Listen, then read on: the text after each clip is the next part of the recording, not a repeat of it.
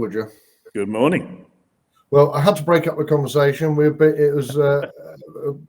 back to it. It was brilliant. We've discussed LinkedIn marketing, pay-per-click, CPDs, architect specifications, commitment to CNCs, the software to drive it, and loads of other stuff that went above my head, if I'm honest. It's really good though, wasn't it? I mean, absolutely. The discussion this morning is exactly what the Joinery Hour is all about, isn't it? Is that 100%. People from our industry sharing knowledge, talking about it, learning from each other, and because we're all at different stages, we're all at, our businesses, and a lot of people have been through the pain of growing, the pain of getting a CNC and setting up, the pain of finding out how to generate the sales, and learning from one another. That's what this industry is all about. It's not about holding things close to our chest and no, I'm not going to tell anybody.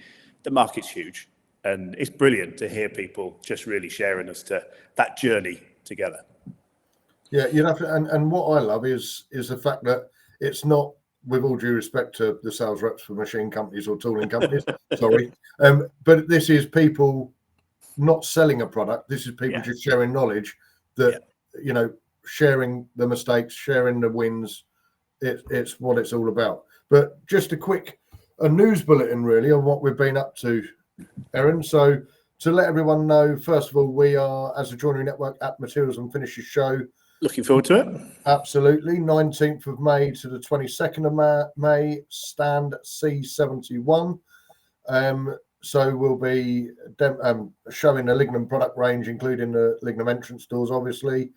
Owen Dare will be in the demo zone, demoing the Lignum tooling, and also in the speaker section, along with Brian Maddox and Steve Winscott from 90. So I believe you're there exhibiting on that stand as well, Erin? I am, yeah. So there with my software company, Woodger, and also for the coaching for the joinery industry that I do. Excellent. So it should be, a fun-packed event. It's going to be busy, but no, it's brilliant. I really feel we're beginning to make an impact in the industry, but I think this is just the beginning for the Joinery Network. It feels like we're building the momentum, and we are beginning to make a difference. And really looking forward to showcasing everything that we do and all the different facets. Yeah, perfect. And the Hairy Joiners, it'd be rude to mention it.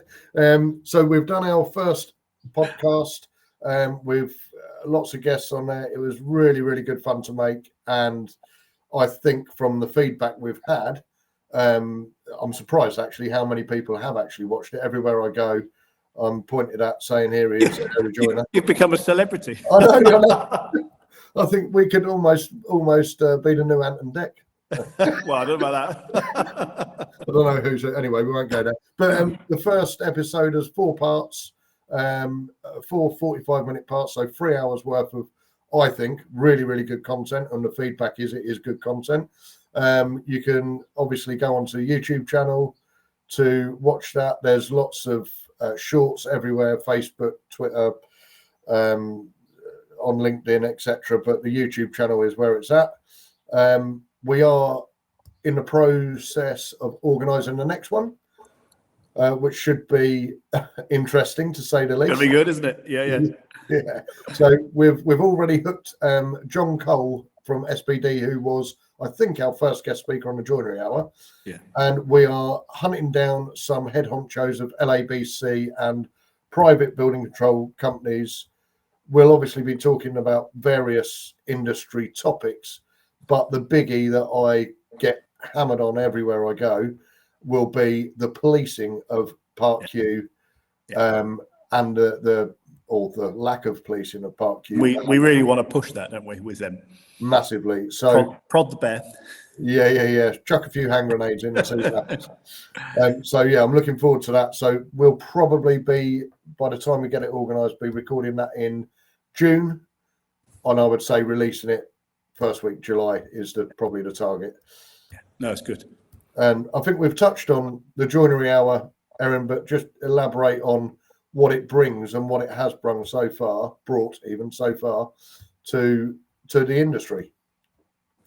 I think there's nothing like it in the industry. A place where people can come, they can ask questions of experts. They've got access to all sorts of people from, not just manufacturers, but production experts, the business experts, the marketing experts. And to have all of that in one place for free, to be able to come and pick people's brains, but also to network. And I think a big thing about the Joinery Hour is being able to come and make relationships with other people in the industry, because it is fairly lonely running a business, and a lot of joineries it's their business and they run it, and it's being able to connect with other people going through the same struggles, going through the same journey, I suppose, and being able to learn from one another and support one another, and be able to just talk stuff through, be able to have a kind of safe space to chuck ideas out and go, I'm thinking of doing this. Has anybody else tried it? What have you thought? I'm looking at spending my hard-earned cash here. Has anybody else had an experience with them or that?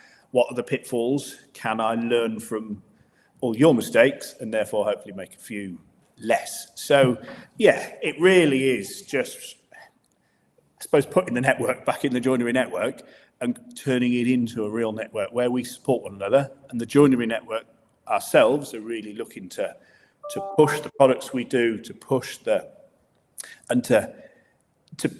create these spaces. But the key is that people come and make the most of it, because I would love to have 100 joiners on here, all just learning from one another and moving their businesses forward, because this is all about supporting one another and moving our businesses forward, and hopefully moving it forward without making too many mistakes, without it costing too much. And therefore, let's all do it together, because we all want the same things. We all want to grow our business. We all want to come out of the weeds. We all want to learn how to even out our sales so it's not peaks and troughs, work out how to do marketing, work out at what point as we're growing, do we need to get a CNC, or do we need to employ some more people, or do we need to grow, or do we need to outsource?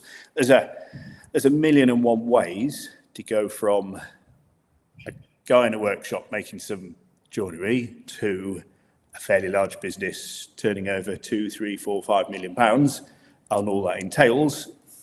And most people here are on that journey, and being able to come and talk to others who are at different stages of that journey, yeah, it's very powerful.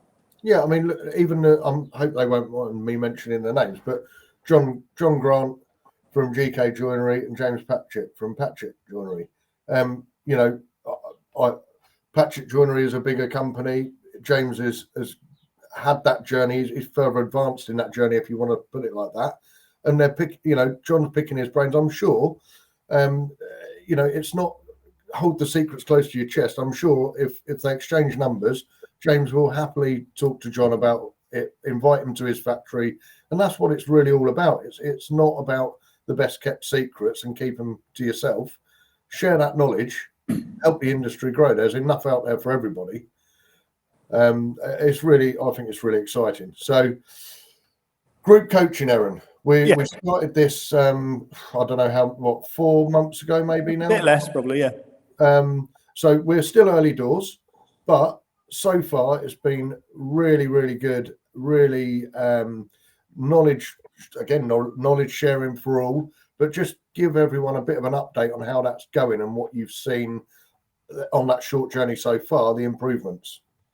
So yeah, it's been incredible to see the journey of the people within that. So I run group coaching, which is specifically for the joinery industry, and I do remote group coaching once a month, but I also do one-to-ones in the interim.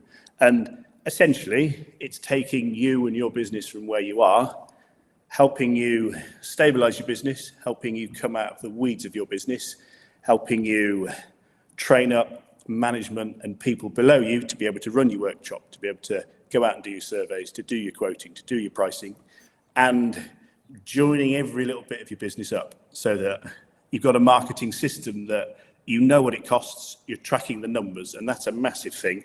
Is most people, when we started this journey, if they were tracking any numbers, it was very few and they didn't know how to read them.